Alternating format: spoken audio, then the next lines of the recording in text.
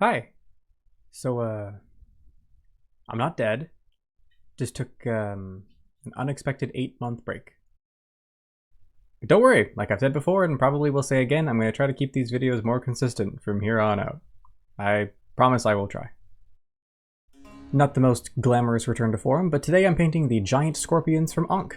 I originally thought I would do some folklore on Serket, the scorpion goddess, and she might have some facts here and there, but then I remembered the very important and undeniably more infamous Scorpion King.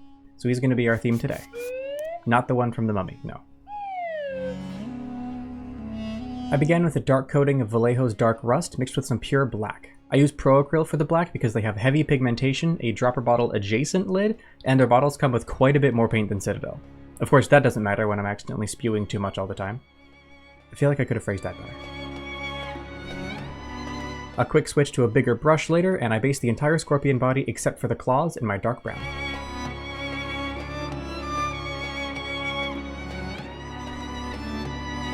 I don't know how much we'll get to talk about her later, so I just wanted to put this out there. The scorpion goddess Serket is a god of medicine, animals, magic, and nature.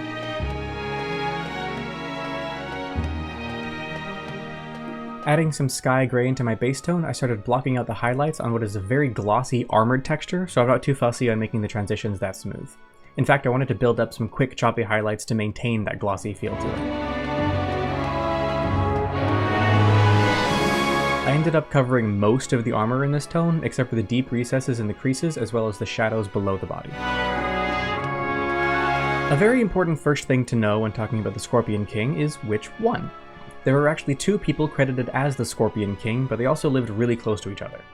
Before Egypt was Egypt, that area of land was the Nakada, which translates to Golden Town because the area around was so rich with gold resources.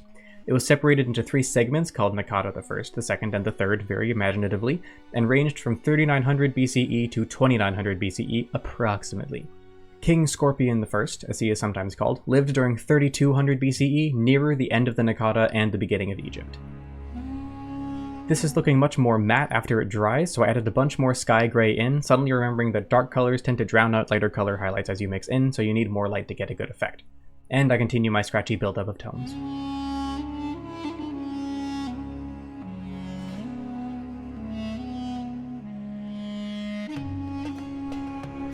Once I get to a suitably light tone, I start sketching the lining of the armored plates for a semi-non-metallic metal approach to the quick highlights.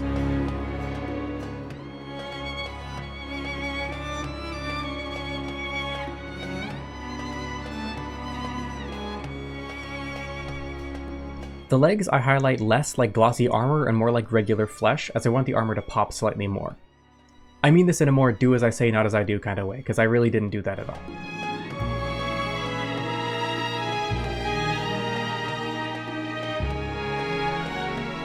I insert some Vallejo off-white into my tone, and now it really starts making the stark white highlights that a glossy boy needs. So I couldn't get a ton of information on King Scorpion I, but I do know that his tomb is one of the oldest tombs in Abydos, which is one of the oldest cities in Egypt. He would have lived right before the first official pharaoh of Egypt, King Narmer, unified Upper and Lower Egypt for the first time in 3100 BCE.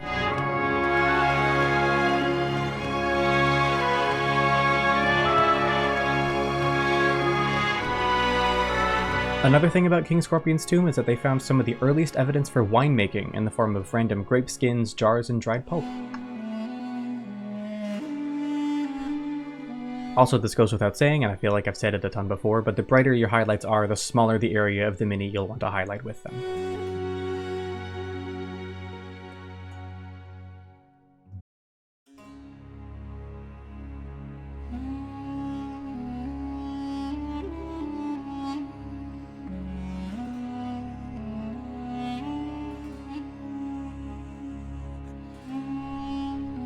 He was starting to feel a little more dusty than anything to me, so I brought out my Nuln Oil to wash the whole thing and tried to dull and meld all the highlights together more smoothly.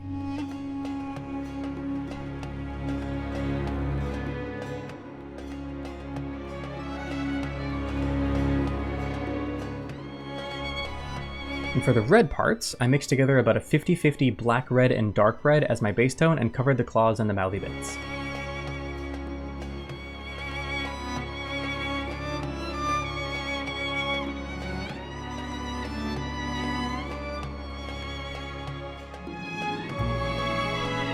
Oh, I also sharply stabbed the red tone slightly up the arms and across the face for that transition that the reference art was making.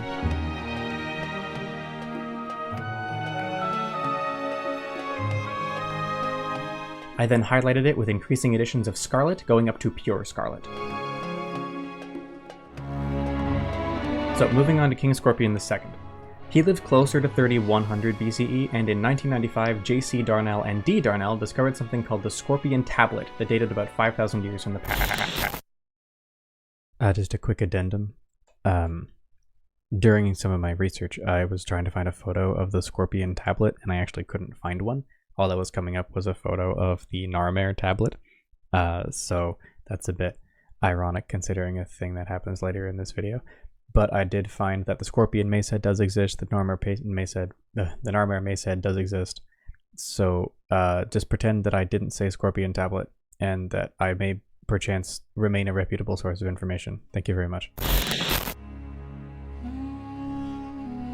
For the claws, I made sure to have my brush strokes follow the lines of the texture of the claws, one going from side to side and the other one just kind of being covered in lumps for no reason.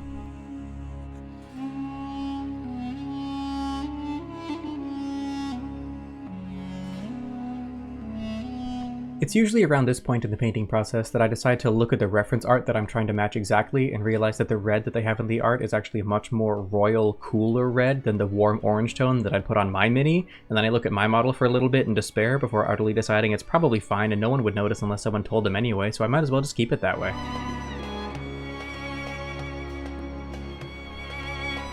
Then I took pure black and deepened the shadows of all the dark armor to increase the contrast.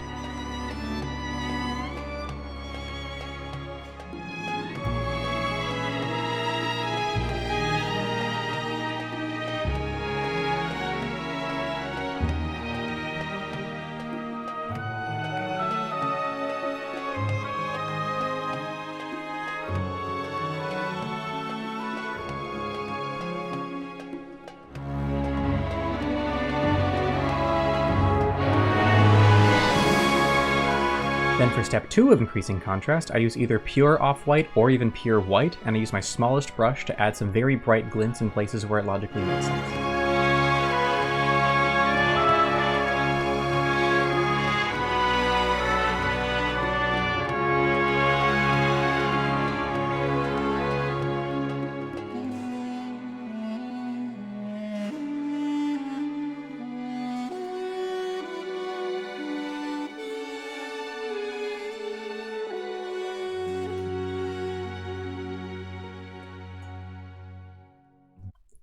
From Scarlet, I added increasing amounts of Fire Dragon Bright and Iriel Yellow for whatever felt best at the time, and just made all the red brighter, still following the curves of the claws.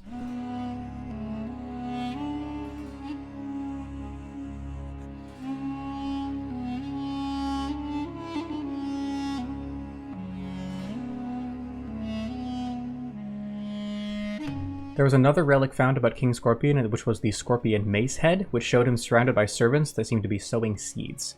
It seems like it's just a random thing to say, but there is something else about it that I'll get to in a sec.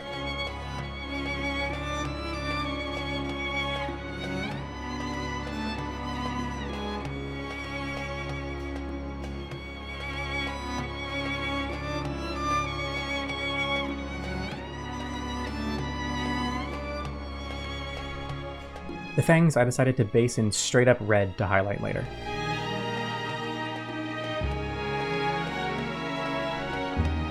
And then I based the mummy as well as all the gold detailing in pure dryad bark.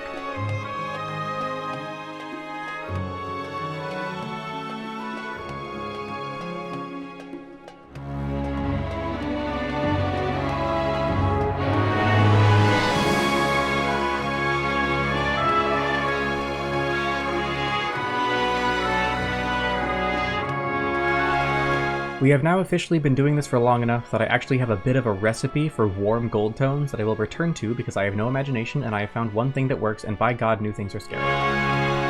We take some Mournfang Brown and use it to apply some large patches of lighter tone in certain places along the gold areas where the light would logically reflect. We then build on these areas with additions of Scrag Brown and make them slightly smaller.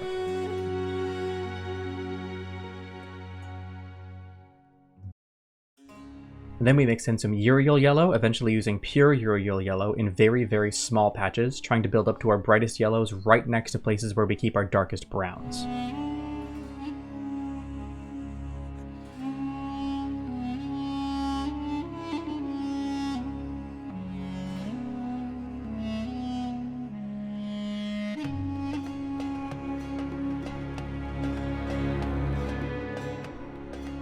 Then some white to really seal the deal. I personally like to use pure Uriel yellow to line the edges of all my metallic areas to give them a shine, and then I use either pure white or very, very, very pale yellow as my brightest, purest shine.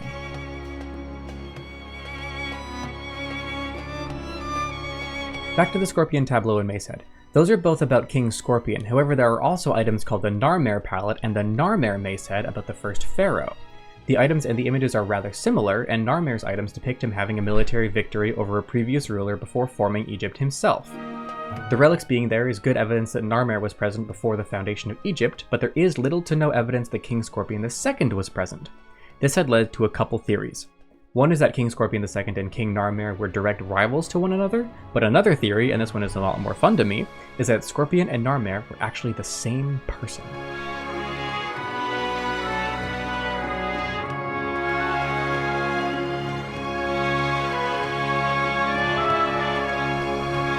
And as long-standing viewers of the channel know, I've been painting a lot of mummies recently, and they all typically use the same pattern. Once we get to the more important Ankh minis, I'll be putting significantly more effort into it, but for now it's simply scratchy beige time. I take my base tone and add in some Baneblade Brown for my initial highlight, trying to showcase every individual bandage I can see so that the mummy has some shadows between them. It helps it seem more like a 3D object as opposed to just a pile of brown mush. Going from there to pure Baneblade Brown, then building up similarly to Flayed One's Flesh, and then adding in some off-white for my brightest, I try to keep the layers uniform to the light, not smooth at all, and try to keep some bright highlights to the edges of the bandages to imply wear and tear.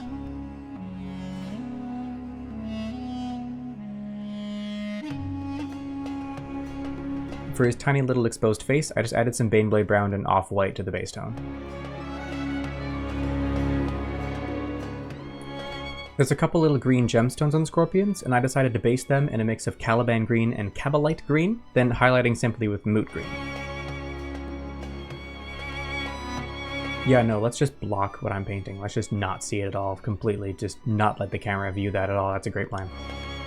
My first highlight I did as a swoop from the upper right of the gem around the right side and ending in the bottom left, and my brightest I put as a small dot in the upper left section. This causes contrast, you see.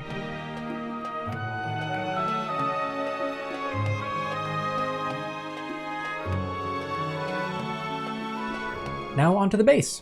Using an old brush and some water-washable Army Painter basing glue, I slathered the base and prepare to dunk my Scorpion into my sand plinth. Well. I know. Tiny vial of tiny dice, hear my call. Oh wow, that's actually working. But not fast enough, I say as I grab an actual bowl from my actual kitchen and fill it with sand and not tell my wife. I simply must be able to dunk these Scorpions in a sand dune like their ancestors for the second coat of sand. And thus it was done.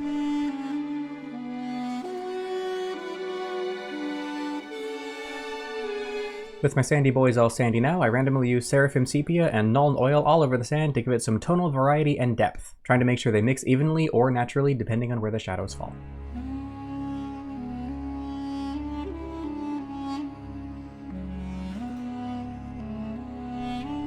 And of course, my final step is always to paint the rims black. And also, as my final piece for King Scorpion, his name was written out as a golden flower sign. We also have no idea where he was buried, but that isn't terribly uncommon. There's a couple tombs that are possible because they're both embossed with an ivory scorpion, but there's no confirmation. Perhaps because he was lost to time. Perhaps because he actually was Narmer. Who's to say? And here we are! Again, sorry my first video in like 8 or 9 months isn't anything incredibly fancy, but I will be attempting to make videos a priority again. I have had an incredibly busy year. You have no idea. Anyway, hope you enjoyed this. See you in the next one. Bye!